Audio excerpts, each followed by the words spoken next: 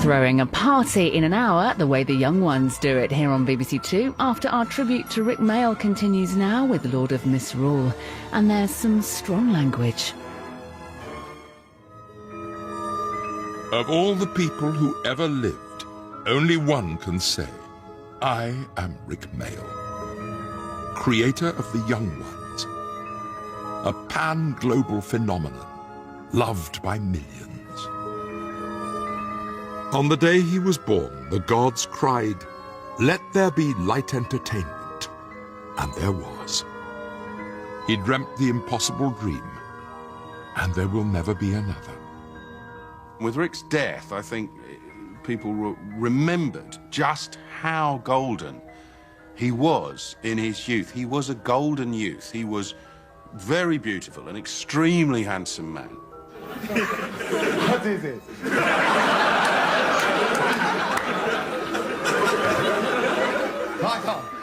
He did more wonderful stuff than most, and when it was wonderful, it was very, very wonderful.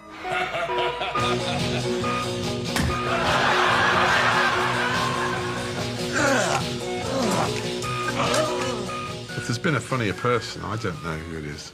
I couldn't name anyone who's made me laugh any more than that man did. As the one person in the Young Ones who was both performer and writer, he was the central driving force of the Young Ones. He was the greatest of us all in that way. Rik seemed to be able to produce this stuff and be fairly sane and normal, which is great, Hello, everybody, action! When you're Rik Mayall, why would you worry about being funny? He didn't have to worry about anything. He was Rik. He just had to be Rik, and that was that.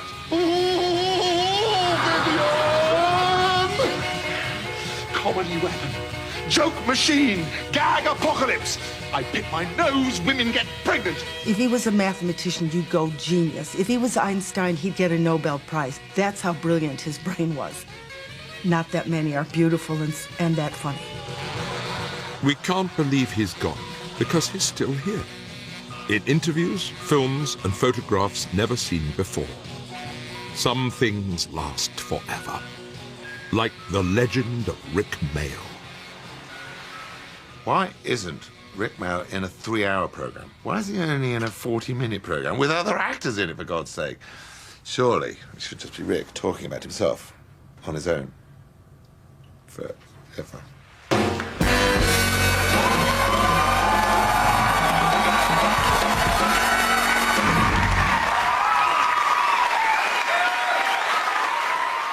Rik, from the first second I met him, I knew that I was in the presence of a great and extraordinary comic spirit. I can remember absolutely the moment I first laid eyes on him. It was at a Freshers' Entertainment. I was a first year. He and Aid were third years at Manchester University, and he just said, hi, I'm Rik Mayall. And he said it with such utter confidence, utter joy in himself. I mean, he had some quite good lines. He said something about the first rule you have to do if you're a first year is if you're a girl, you have to shag Rik Mayall, and if you're a guy, you have to introduce Rik Mayall to a girl that he can shag, or something like that. But it was the wonderful comedic confidence. He enjoyed being Rik Mayall enormously and hilariously. He certainly wasn't shy in proclaiming that he was the best. You can do that if you are the best, can't you? His kind of shtick was these layers of fake modesty and fake arrogance. You never could tell which was which, but you knew ultimately that he was a big-hearted and warm person, and he didn't, as much as he kind of grandstanded this insane sort of boasty personality, he had a huge amount of humility. Am I pleased to see you, or did I just put a canoe in my pocket? Down, boy, down! I have always been known as the man with the largest penis on the planet. I've always kept quiet about that. What does a man with a 2-foot cock have for breakfast? This morning I had a boiled egg.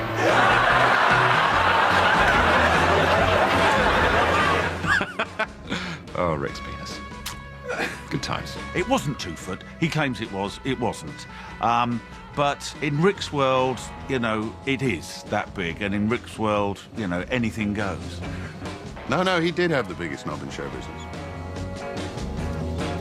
Rik Mayall was born on the 7th of March, 1958. A Pisces, the poet of the zodiac, destined to fill the world with love, anarchy, and wonderful violence.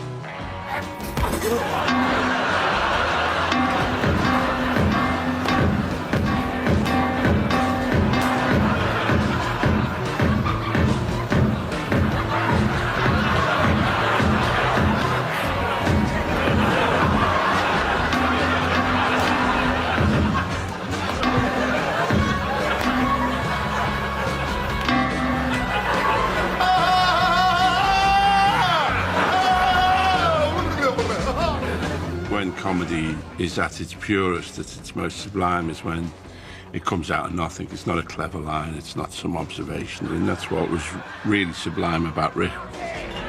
That he could make you laugh, just, you know, with saying nothing. What? What is it? What's going on? It's the first time it felt like these characters are for me to laugh at. I'm not having to struggle to work out why he's funny. He just is funny.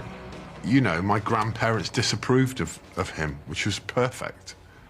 You know, it was like, brilliant, I'm glad you don't like him, because he's not for you. Yeah. Rik Mayall's words were his weapons, and he was armed to the teeth. He was young, he was angry, he was the voice of a generation. My name's Vic, okay? And, I've got a couple of, it's probably a waste of time.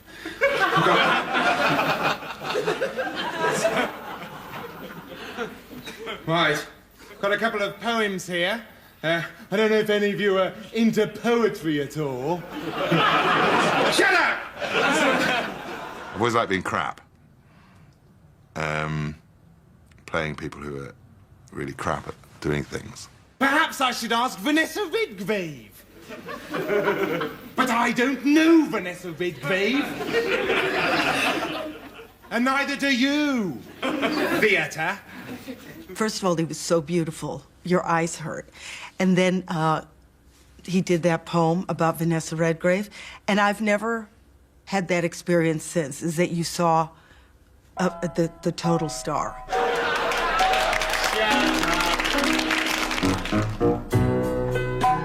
The Mayall family was Rik and his brother and two sisters. His parents were teachers of drama.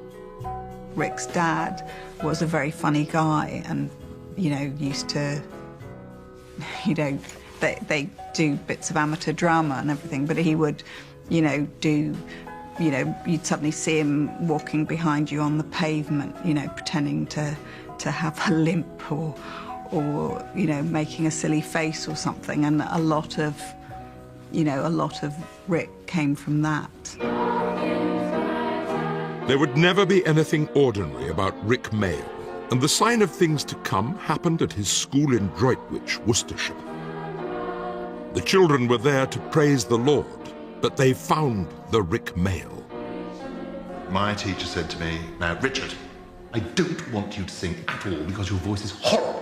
You have got a horrible voice, Richard. I'm quite serious about this. So I want you to move your mouth as if you are singing the hymns, but I don't want you to make any sound at all with that horrible voice of yours. Do you understand?" "Yes, miss." So up we stood in front of the teachers, and I was going and pulling all sorts of faces, and I started getting laughs, which was fantastic. I was getting laughs off the audience during the hymns and pulling all sorts of grotesque faces and moving my mouth out of time with the music and occasionally going kind of big laughs, and I like that a lot. So I thought, oh, I like this. I like these laughs. The young Rik lived for kicks. It was 1975. Time to follow his star to the English north, to Manchester, to change his life forever. There's a load of us got in to Manchester University who were kind of sleazy naughty boys. And that's where I met Aid. He was a very sleazy naughty boy. And, God, a couple of my mates from school, Mike Redfern, Mark Jewison. I met Lloyd Peters, who's an important person. He's from Leeds. We liked the physical. We were very into not just Python, but Laurel and Hardy and the Marx Brothers. And he could do this amazing party trick where he bent the top of his ear into his ear hole.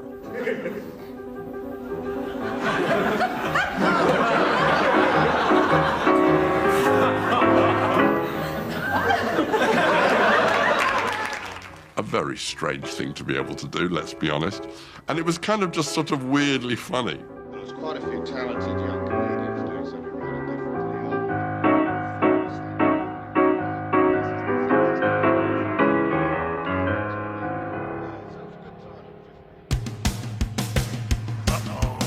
Destiny decided the University of Manchester would be the start of it all. Rik was amongst friends. And they called themselves 20th Century Coyote. Blood, sugar, sex, magic. Love and violence. Rik and Aid. We thought we need someone bigger and louder and more dangerous. And I'm saying, what about that blonde guy? And everybody was really scared of Aid. He had this fantastic long blonde hair and these John Lennon spectacles on. But I do remember going up and saying, hi, Aid. Hi. What do you want?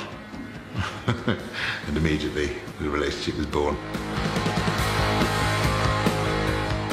Adrian Edmondson, the prince, the one who knew what had to be done.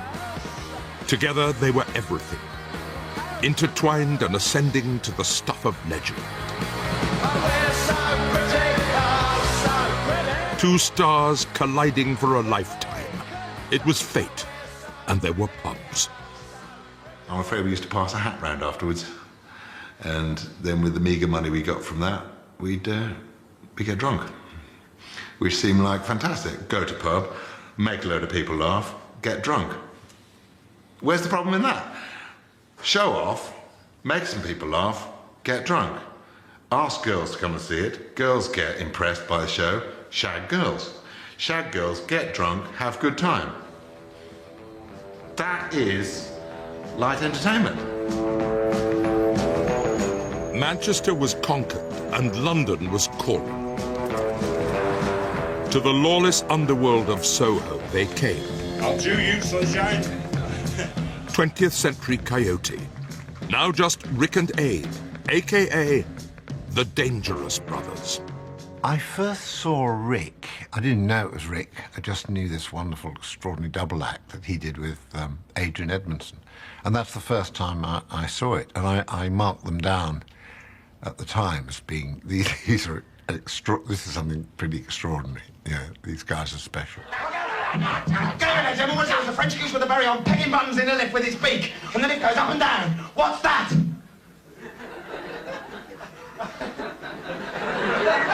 We've got it, we've got it. I got me! I bloody got me! I got me! I'd never seen anybody that confident on stage, ever. It just seemed like this is where he lived.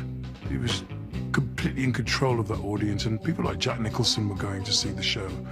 And Rik was just, and Robin Williams was performing, and Rik was just not even considering them as competition, you know. He was just on stage loving it. He would just stare at the audience, he'd just start talking, he would go, and it was just hilariously funny. You just thought, this guy could do anything he likes. Yeah, we got some, yeah,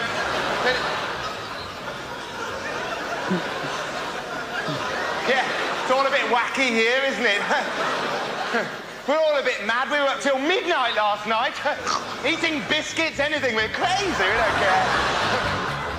The first time I met him, I was going to the comic strip to perform and went into the dressing room, and Rik was sitting on the table with his back to the mirrors with his legs crossed and his hair all spiky, and he said, "Hello, I'm Rik and I'm a feminist."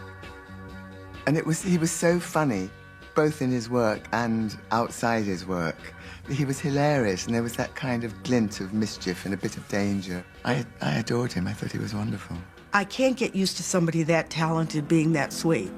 but he always was. At the high school hop last Saturday night, the moon was out, the stars were bright. I saw a girl with golden hair. I asked her to dance and she said yeah. We reeled and rocked and hopped and bopped and flipped and flopped, and then we stopped and then we started again and danced some more. I bought a Coke and we shared the straw. Dog, dog, dog, wop. Oh gosh, I'm so lonely. Oh gosh, won't you help me? Why did you take her life when she was to be my wife? You know, as I watched them perform, I thought that there was something I'd never seen before. Right! Oh gosh, I'm so lonely! Oh gosh, won't you help me? Why did you take her life when she was to be my wife?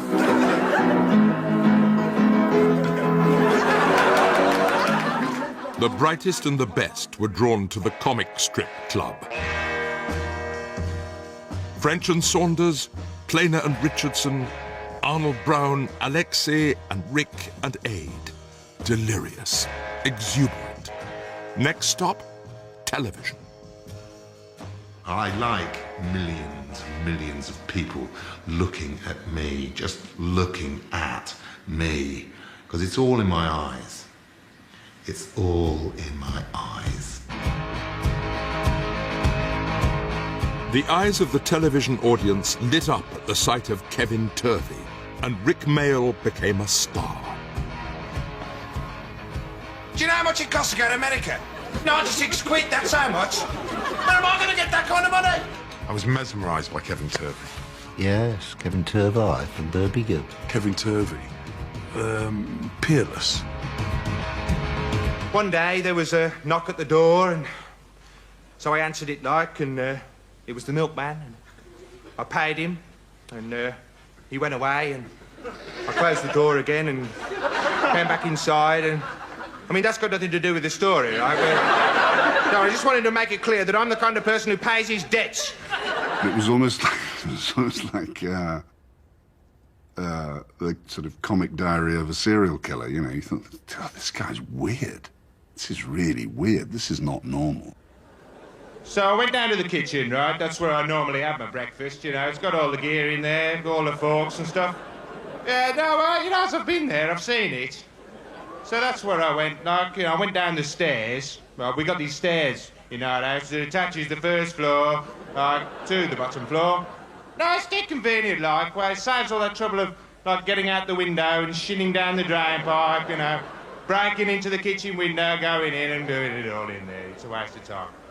So I use the stairs anyway, as per usual.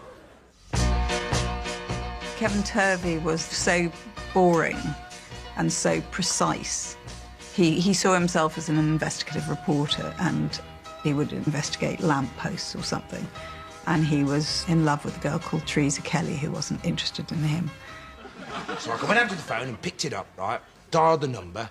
I won't actually, like, tell you what the number was, because it's not important. It'll just waste time if we start talking about telephones. And she answered. I got the number right, and she said, hello? I said, Teresa Kelly? This is Kevin Turvey. Would you like to come over and have supper with me? What we're having is potatoes and gravy and sausages with nothing on it at all. And then have sex with me afterwards. And she said, well, I'd like to, Kevin, but I've just been hit by a bus and I'll be in a coma until Wednesday. It's always happening to her, that. There were other strange characters around in the 1980s, and confrontation was everywhere. Britannia was ruled by fear, and the kids, punks, skins and rastas were on the street, and the cities burned. From the flames stepped the people's poet.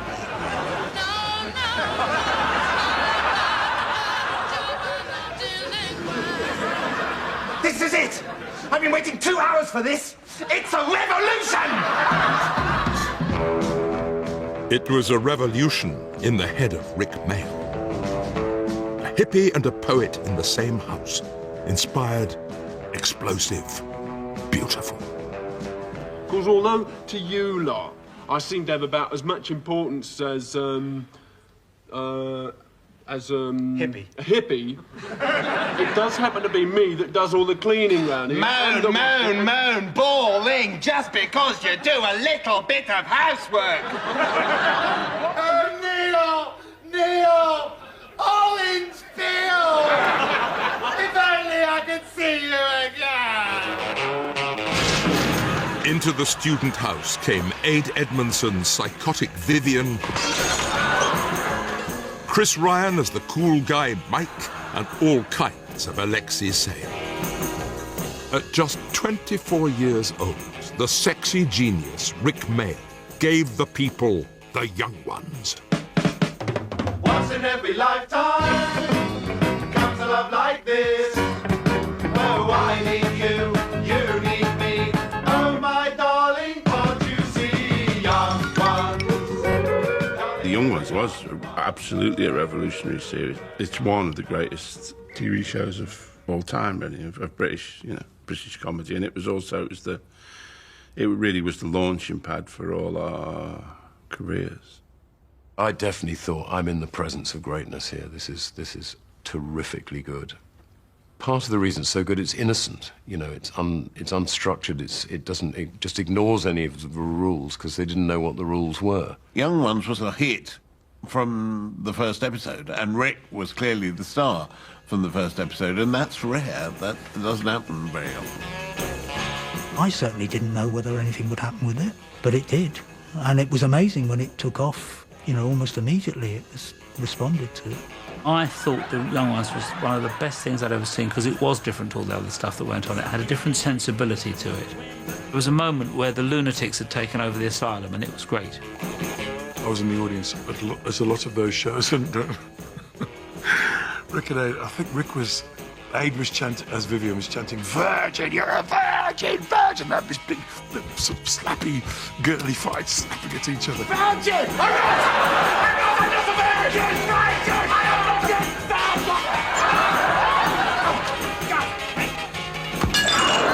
And they went upstairs, and you could hear them shouting, and there's another scene carries on, and then the bed and the roof falls down.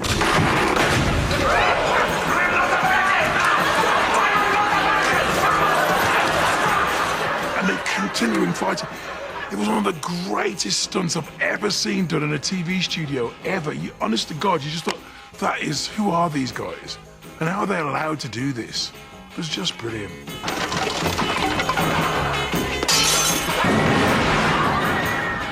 Nobody had done it like this.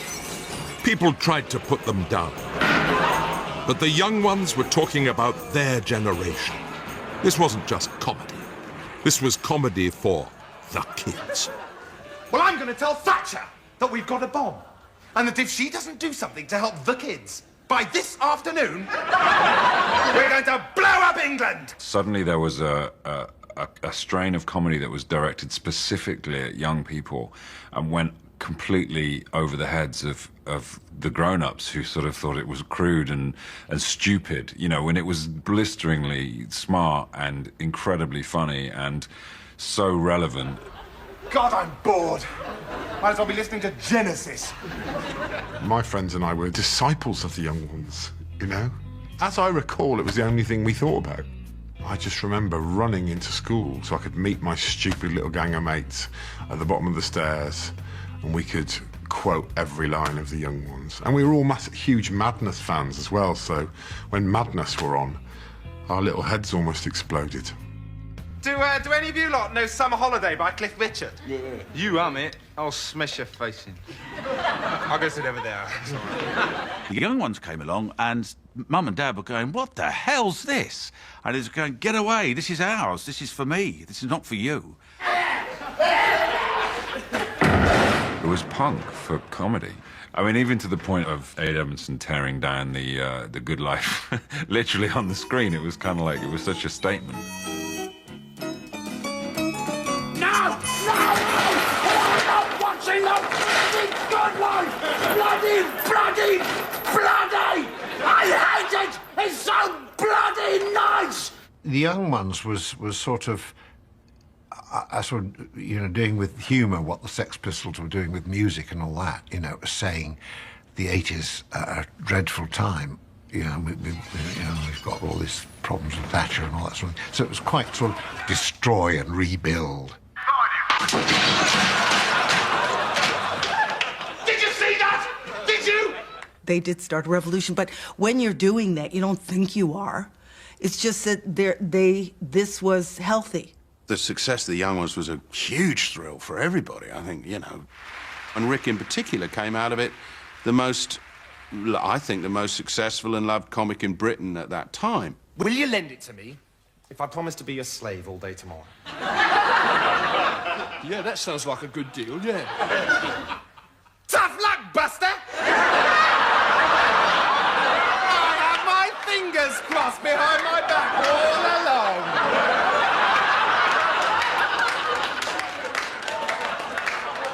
Rik and the Young Ones was just breathtaking. I just thought it was a fantastic comic creation. I'll probably be disfigured for life, Vivian, and you'll have to pay. Yeah, and then all be laughing. Not you, matey. That's for sure. Yeah, well, just don't break the glass when you tear your face off, that's all. I won't. I won't because... it's not true. It was a joke I made up, and you fell for it like the fascists you are. You felt like you were in on a joke. You were sort of laughing with him and laughing at him. It was just so exciting. Occupying the refectory, so what? This is the real stuff. I'm a fugitive, a desperado. I'm going to form a new union society, right? With me as president. People who don't pay their TV licenses against the Nazis. This is only the beginning.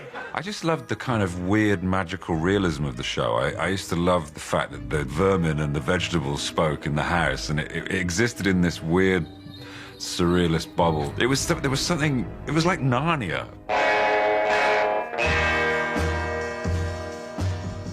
Fueling Rik's fire with jokes were Lisa Mayer and Ben Elton, comrades writing lurid tales of student life in Manchester.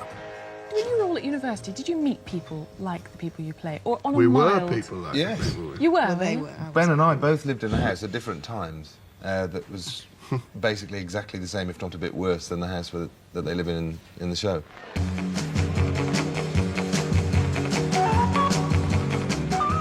Inspired by their life in Manchester, Rik, Ben and Lisa had created a completely new flavour of comedy. And it was a portrait of student life a million miles away from Oxbridge. No dreaming spires, no footlights. It was scumbag college all day long. If you went to Oxbridge, you had a particular kind of sense of entitlement, and obviously Rik and Ed and Nigel and the rest of the gang didn't have that, It was central that they hadn't been to Oxford or Cambridge yet. They weren't polluted with that particular kind of way of doing things.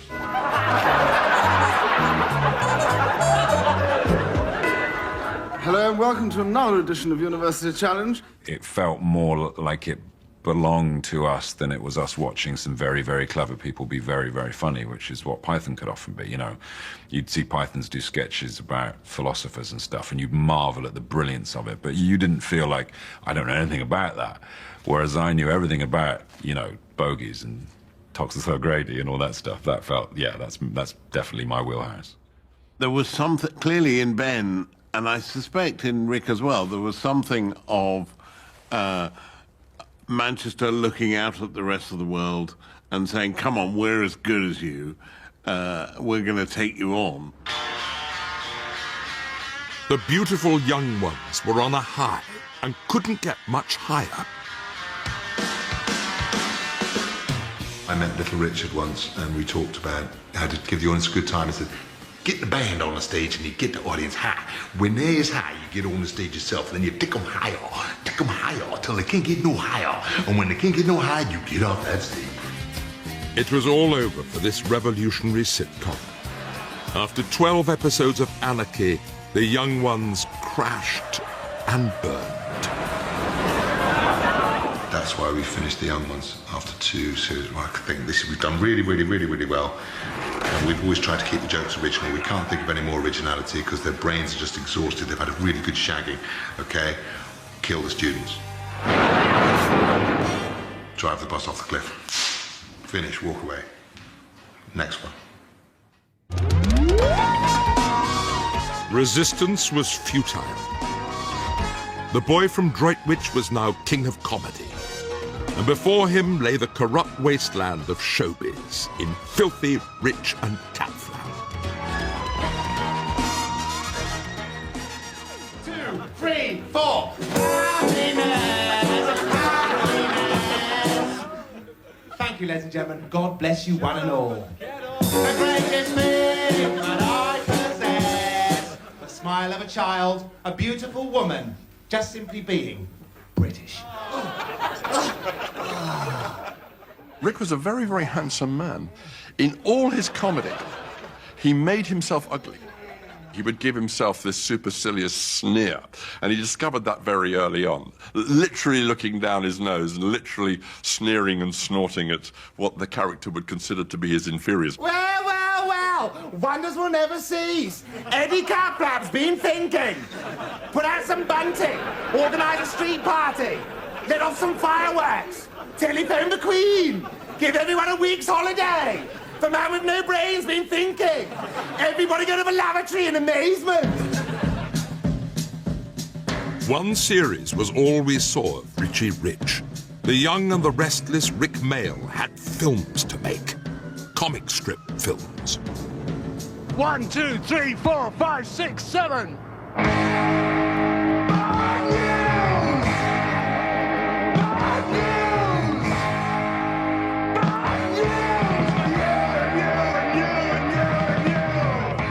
One of the best comic strips, I think. Well, God, how many have there been? 30 or 40. But a very good one was Bad News. You have British heavy metal and British documentary making being ridiculed.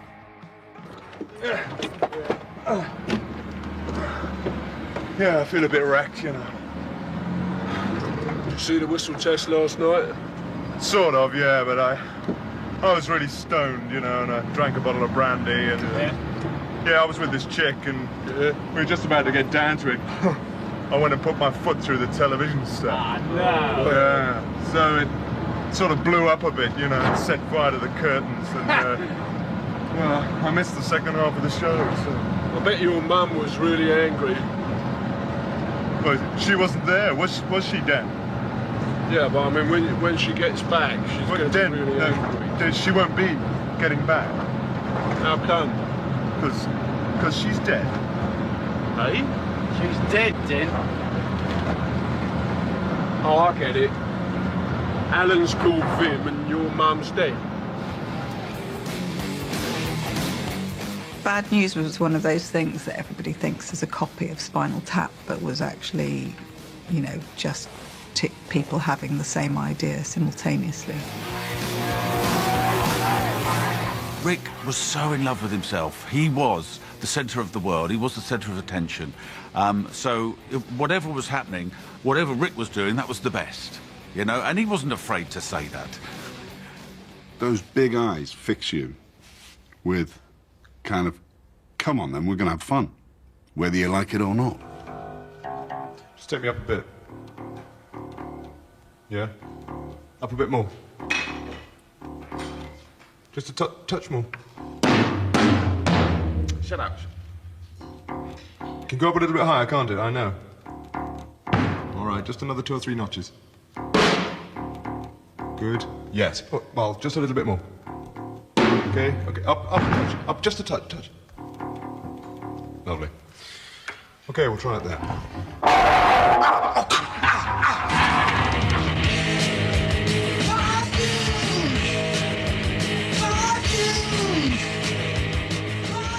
The only good news for Bad News was the invite from the Tube, presented by Rik's friend and neighbour, Jules Holland.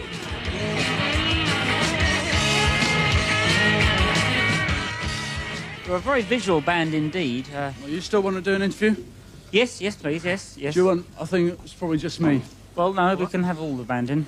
Whatever. I remember when they came up and were doing the bad news on the tube, and they said, right, OK, so you do this, and you said, I was suddenly having to remember, and it was like, I said, well, you're going to have to guide me through this, because I haven't really, but they assumed, like them, I could do acting, but that wasn't really my speciality. And what are you saying to the kids? What I'm trying to say, I mean, when I'm writing a song, I look around, right, and I see everything in the world that's happening, and I'm just asking for vengeance, that's all.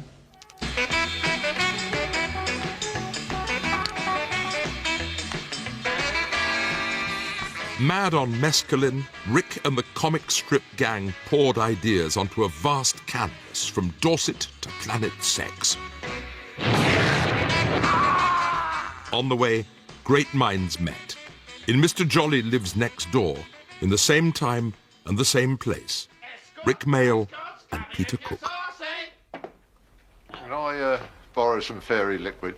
What? Again? Shut up, Johnny. Of course you can, Ralphie. Ooh, you're right, Ralph, if you cut yourself shaving. I'll bring it back. The films journeyed to the outer limits of Spain for the guns and poses of the spaghetti western incident. You start the row. I went first last time. No, you didn't. Did. Didn't. Did. Didn't. Did. Fistful of Traveller's Checks was absolutely brilliant because I just like dressing up. I wonder if comedy was slightly more proud in those days. You could make a larger, prouder twat of yourself. Yes. The comic strip presents the Fistful of Traveller's Checks just knocked my socks off. I mean, totally and utterly changed me as a sort of fan of comedy and as a person, I think. It was just incredibly good fun. It was like a holiday of massive drinking, gambling, getting sunburnt, and making a film at the same time. The swagger within Rik Mayall was straining at the leash when along came the biggest of big characters, Lord Flashheart. I really did think old Flash would have turned up. Best man to Rowan Atkinson's Blackadder. I remember when he first entered in front of the audience, there was an audible gasp. It's me! And he burst onto the set, and the audience just went, whoa, who's that? Flash by name, Flash by nature. Hooray! We're all into our characters and letting the comedy take care of itself, and then this force of nature erupts on the set, and you kind of get carried along in its wake. I mean, including Rowan, you're just kind of hanging on to Rick's shirt tails, really. Thanks, bridesmaid, like the beard. Gives me something to hang on to. Nobody knew it was Rik because he was wearing this extraordinary blonde wig that he'd had commissioned secretly from the makeup ladies, which was adorned with tiny seashells, which was his idea, which nobody could possibly have seen, but that he was a kind of mad perfectionist as well. I've got a plan, and it's as hot as my pants! When I joined Blackadder and started writing Blackadder 2, I was determined that Rik should be in it. I mean, he could not be a regular, he wouldn't have wanted to be, and they certainly probably wouldn't have had him. Flashheart is a great character, it's well written. That was what Rik could do, he could inspire you to write good stuff for him. So long, suckers! Next time you get bored of your lives, give me a call, and I'll come round and kill you! Bye, Edmund, and thanks for everything! Hooray! The scene-stealing Flashheart came twice, returning to make life in the First World War trenches even worse for Captain Blackadder. Ha! Eat knuckle, Fritz! First World War, you never kind of think of it as sexy, but Flashheart comes on and his gear is so sex. I mean, it's just total 200% sex. And it just made me move and just be. It was great. I got my pistol, I got my lariat, I've got everything I need. It's just, I am a living penis. One of never use your phone. If word gets out that I'm missing, 500 girls will kill themselves. I wouldn't want them on my conscience. Not that they ought to be on my face. He pretty much stole everything he was ever in. Flash is not dead. I simply ran out of juice. Yeah, and before all the girls start saying, oh, what's the point living anymore, I'm talking about petrol. Woof, woof! He made no secret of it. He'd walk in and say, right, I'm going to steal it, you know, and then he would. And I think nobody ever minded because Rik's greatness was so unique to him that even if he did steal something, in a way, he didn't detract from anybody else because he was like this sort of firework in the middle of it. Rowan was sort of blown out of the water by Rik. You know, it's like he's playing... He's not playing by the rules. He's actually come on and just ripped through the whole episode and stolen it lock, stock and barrel. It's me! Hooray!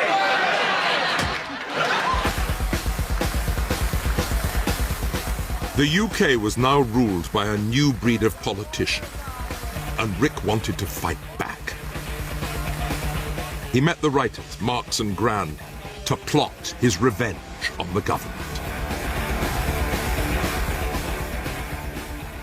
I said, yeah, I want a real bastard who's in the... And we were talking about how much we hated the Conservative government because of the unhappiness that they caused. I mean, real pain, hardship and unemployment, and they destabilised the only kind of defence that they had, the union movement.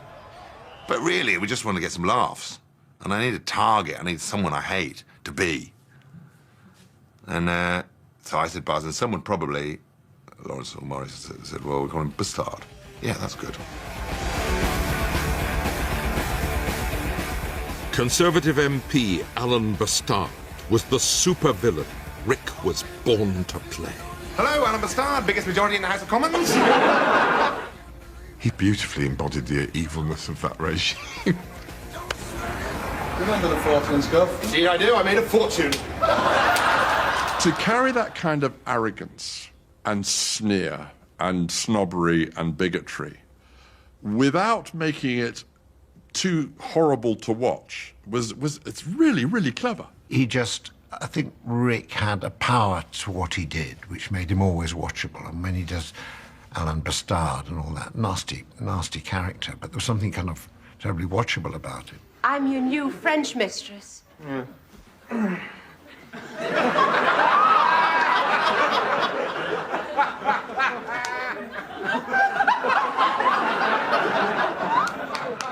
Sex, violence, cash, and more sex.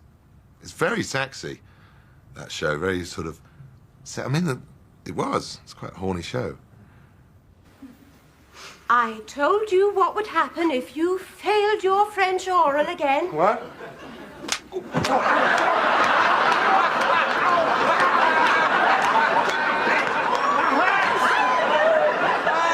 supposed to hurt. You wicked boy. Stupid trollop!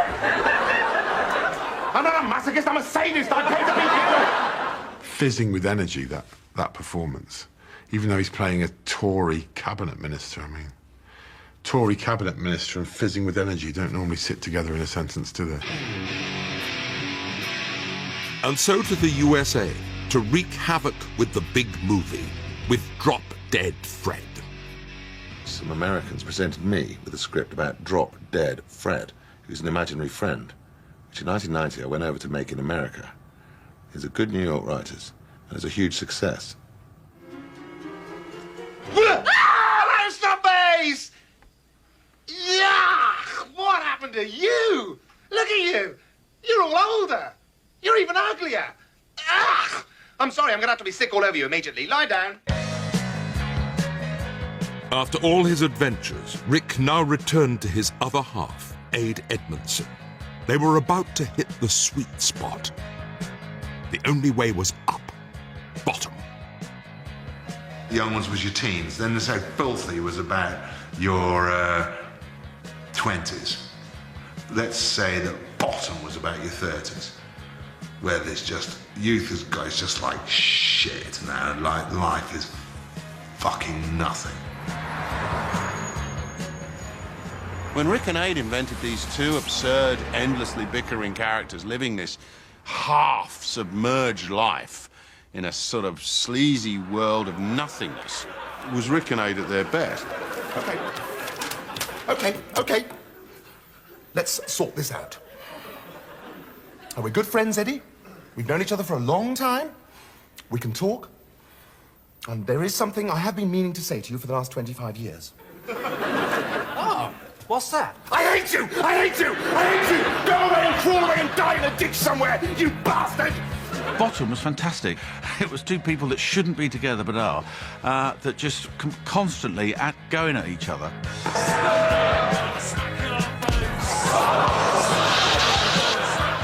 An unbeatable combination of physicality and violence. They're like a real-life Tom and Jerry, you know.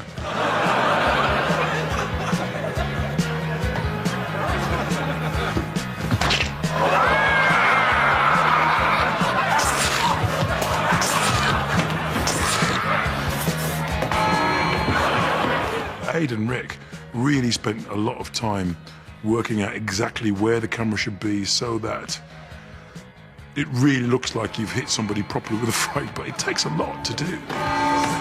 They were capable of really, really smart, blistering satire, fantastic sort of politically skewed, you know, contemporary comedy, and yet you could see what they loved doing was punching each other in the face, you know?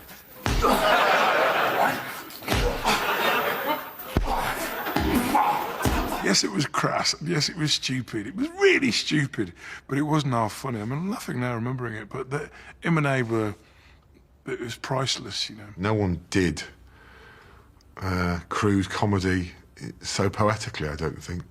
It had an unreality. That was absolutely what Rik and Ade were about. Yeah! An absurd unreality of two idiots who could never really compete in the real world.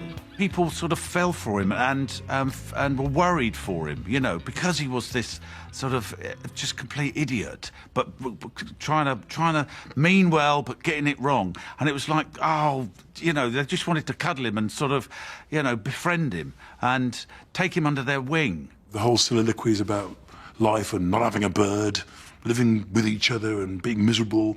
I love that. It's Friday night. And everywhere you look, there's buildings full of people all doing it.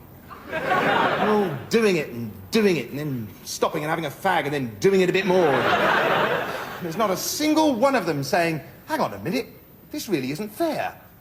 I mean, here's us doing it and doing it and doing it, and there's poor old Richie, and he hasn't done it. Ever. He hasn't got anyone to do it to. I'll tell you what, I'll pop down and do it to him for a bit, and then pop back up. Would that be all right?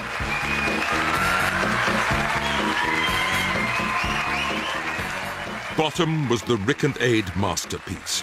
Men leading lives of noisy desperation had never been so spectacularly funny. And Rik's adoring fans loved every minute.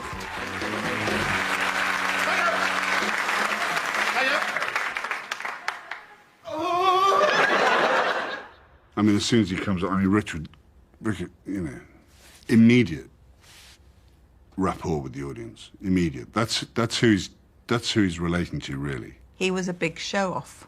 You know, he loved performing. He loved showing off. He didn't really mind people looking at him. You know, he'd go, "Yes, it's me."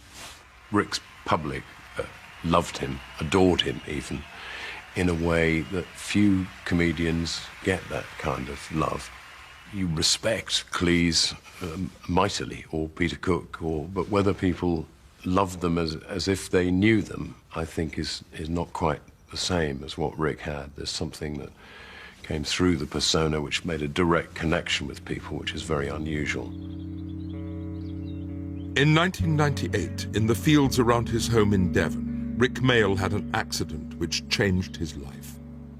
The comedian Rik Mayall is in hospital with serious head injuries after an accident at his country home in Devon. He fell while riding a four-wheel motorbike and was taken by air ambulance to hospital in Plymouth. Doctors say his condition is stable.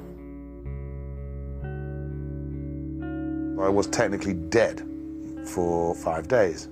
What's fantastic about that is that it happened on what my kids call Crap Thursday, because it was the day before Good Friday, Easter '98, and I died that Thursday, and then I came back on the Monday, which is the day after Easter Day. Lord knows I'm a modest man, but I beat Jesus by 2 days. The accident seemed to have stripped him back down to his essence, really, of this very sweet, slightly vulnerable, rather kind, gentle man, really. Rik and Aid resumed their partnership with the mayhem of Guest House Paradiso. We were wondering if you had any rooms. Yes, we'd like 2 rooms adjoining. Yes, with a sea view, please. Gosh, you're quite forthright, aren't you? In your demands. My word, Eddie, important people here. Well, first things first. You got any valuables that you'd like me to put in the safe? Working with Rik was, you know, I was starstruck, you know, and we'd sit and talk about the young ones. And Rik, he'd not long had his accident, and he was a self-confessed scatterbrain, so I would know more about the show and remember more about it than he did. But it was so fun to be around him and see how he interacted with the crew. You know, everyone seemed to love him, and he was quite openly insecure about stuff, you know, like he'd do a take, and if the crew didn't giggle, he'd want to know why, you know. And it was like, well, because they're being professional, Rik. Do you know what I mean? They're trying not to ruin the take by snorting over the sound. Rik Mayall's return to television in Jonathan Creek was another triumph. Morella Carney had already departed this world by 12 noon yesterday, a good 4 hours before she shot herself. And if you can come up with a better trick than that, Mr. Creek, I'd like to see it sometime. There would be countless more television series and films. We always got Maximum Rik, and the Bottom Tours brought the house down every night in every city across the United Kingdom of Rik Mayall.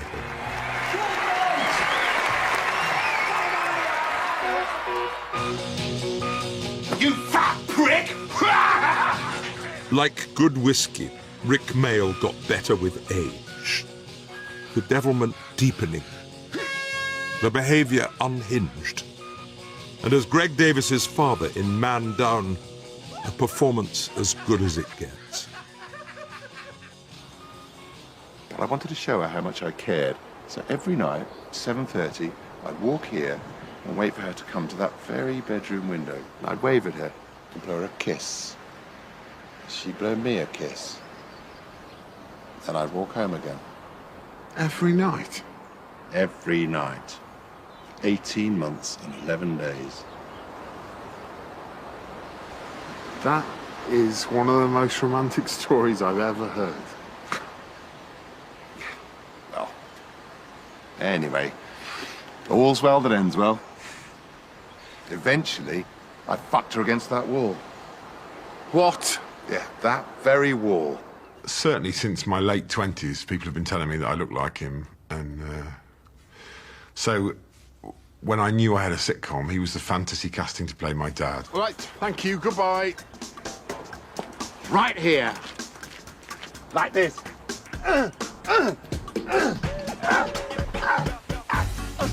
Just is funny to see someone shagging a wall. If it's done properly, it just is. Him as a performer, he held nothing back. He threw caution to the wind. He threw himself over a car in a bear suit.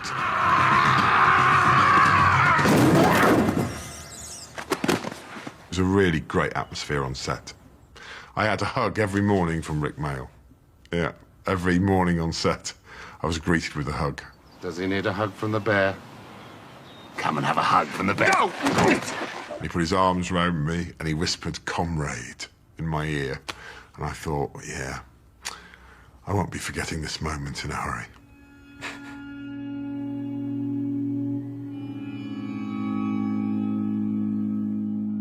Rik Mayall died on the 9th of June, 2014. He was on all the front pages. I mean, all of them. across the whole range of, red tops to broadsheets, which I can't really think of another person in recent years that was same was quite true of. There was one wonderful thing. I think it was the front page of the Times, and Michael Gove had been saying, we must, in schools, inculcate British values. And next to it was a picture of Rik looking absolutely mad. And I'm sure the Times must have done that on purpose. It was a wonderful, wonderful front page. When he died, there was this extraordinary outpouring of affection that which was, in a way, you just thought how many people loved him, really. I think there was that big outpouring when he died because he never offended anyone. He liked everybody. I wasn't surprised at all by the national reaction to him dying. No, I wasn't surprised at all. Quite right. I think that's what he would have said. Quite right too. It's really wonderful for his family and his kids, and he would have been very pleased, I think. What's great is that his children will be able to look at what was said, and it's all true, about how very special their father was, not just to them, but to the world. Rik, the student from Scumbag College, failed his degree. But 20 years later, Rik Mayall, the man, was awarded an honorary doctorate by the University of Exeter. Older, wiser, Dr. Rik Mayall knew the secret of life. Let me give you youngsters a present. 5 mantras to carry with you through your lives. These are mine. Number 1, all men are equal. Therefore, no one can ever be your genuine superior. Number 2, your future is as bright as you make it. Number 3, change is a constant of life, so you must never, ever lose your wisdom. Number 4, if you want to live a full and complete human life, you have to be free. And number 5, love is the answer. Love is the answer. Bon voyage!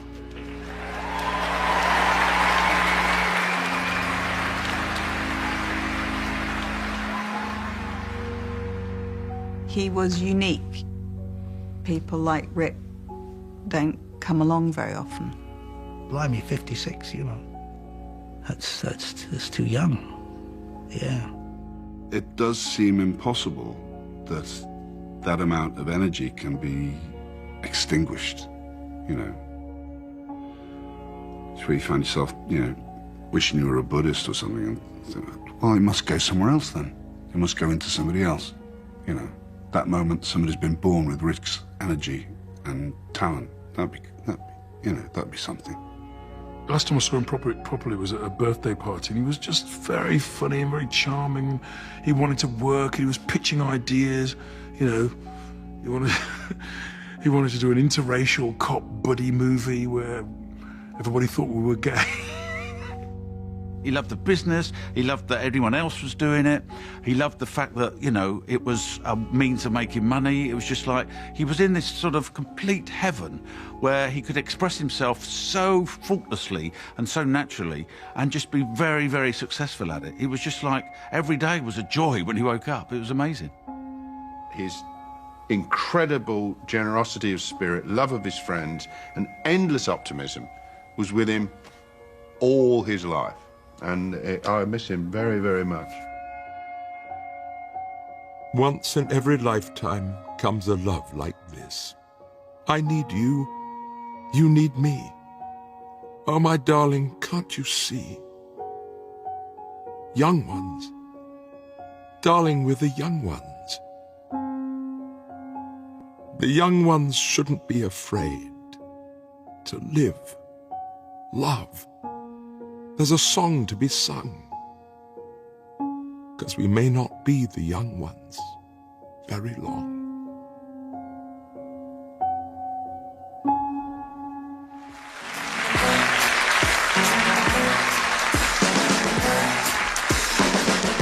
looking for trouble, you've come to the right place. If you're looking for trouble, just look right in my face. I was born standing up and talking back. My daddy was a piece of railroad track because I'm evil. My middle name is Misery. Yes, I am evil. So don't you mess around with me. I don't wipe my bottom when I go to the loo.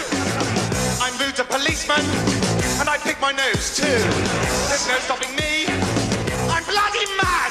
I smoke marijuana.